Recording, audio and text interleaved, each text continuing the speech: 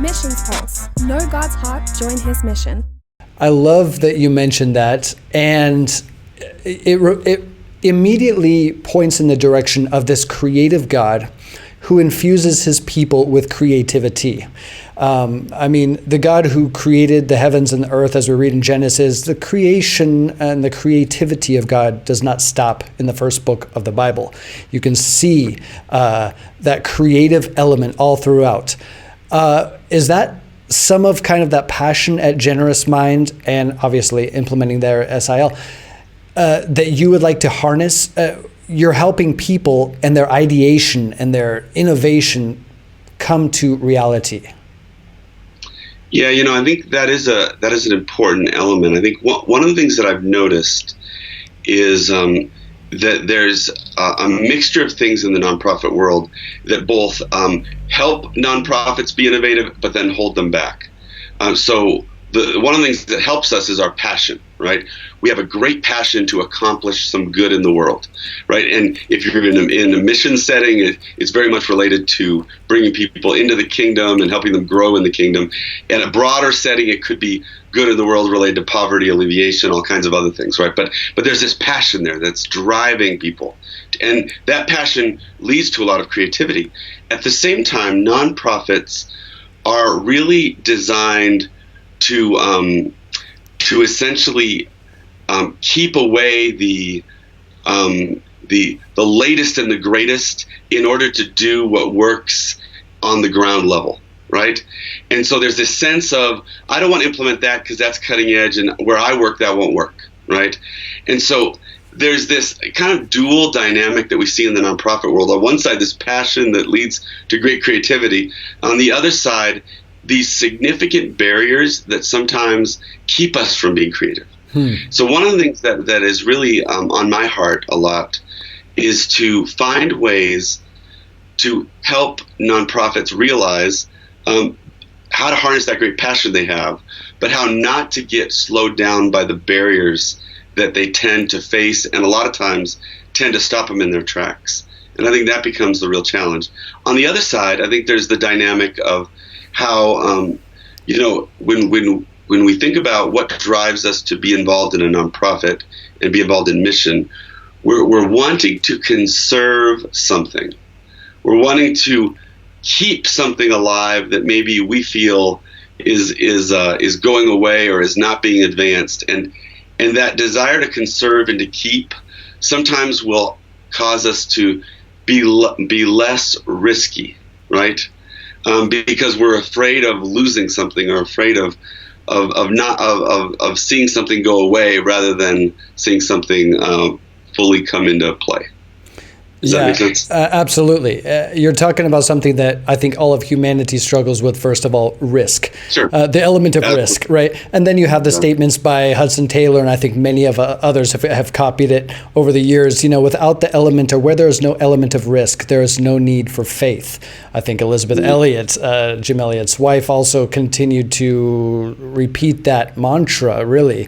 Without the element of risk, there's no need for faith. If you're talking about that in your experience, and as you see kind of a trend, who are the risk takers?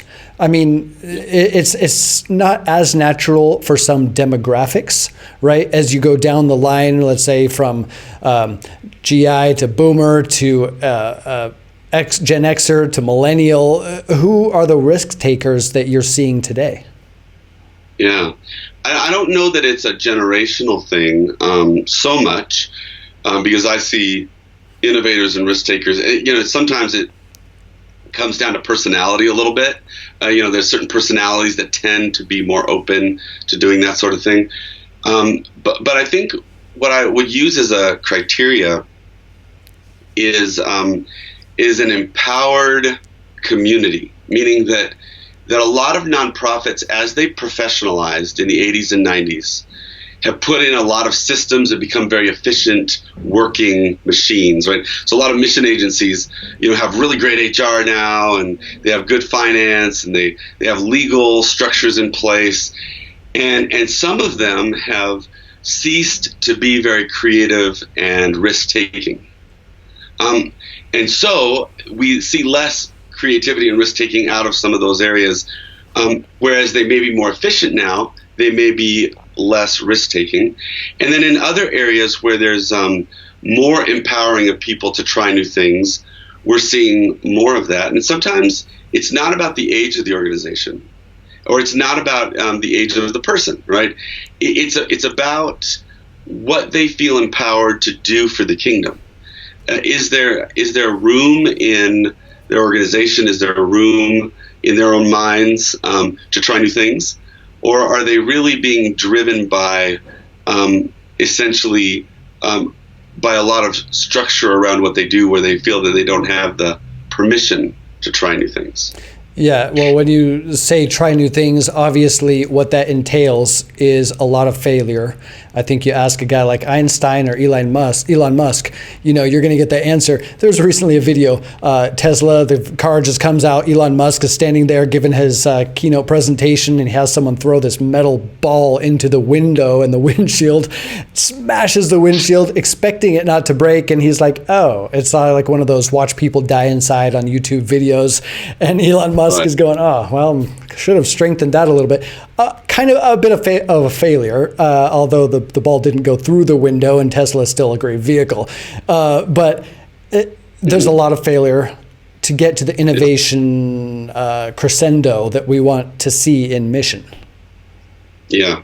I think the other thing to go with that is that I think there, especially recently, because especially from the donor community, there is a less and less appetite for risk. I see, yes. There's more of a desire for stable and predictable outcomes of impact. Wow. Because that's true, that means that what essentially a lot of the donor community has said to the ministry community is, let someone else take the risk. We want you to deliver the impact. And because of that, we've begun to create an environment where there's less and less room for that. And so I think one of the challenges is how do ministries take advantage of systems and professional things like good HR and all those things, which are very important. How do they professionalize in some good ways, but how do they also empower the field to continue to rethink how we're going to reach the lost in a certain location or a certain field? And then how do we also communicate to the donor community what is expected outcomes that they should expect, and where they're going to need to take risk in order to have the impact they want to have. And I think we haven't been very good at managing some of those dynamics in the ministry community. Strangely enough, though, that is the very reason that those donors or vision partners come alongside that particular missionary or ministry in the very first place. Those are the ones who've stepped out beyond the borders, who've thought outside the box, pioneered this new thing. They're going, like Ralph Waldo Emerson, go where there is no path and make a trail. Missions Pulse. Know God's heart, join His mission. This podcast is powered by Within Reach Global. Subscribe, watch, and listen on YouTube today. Visit missionspulse.com.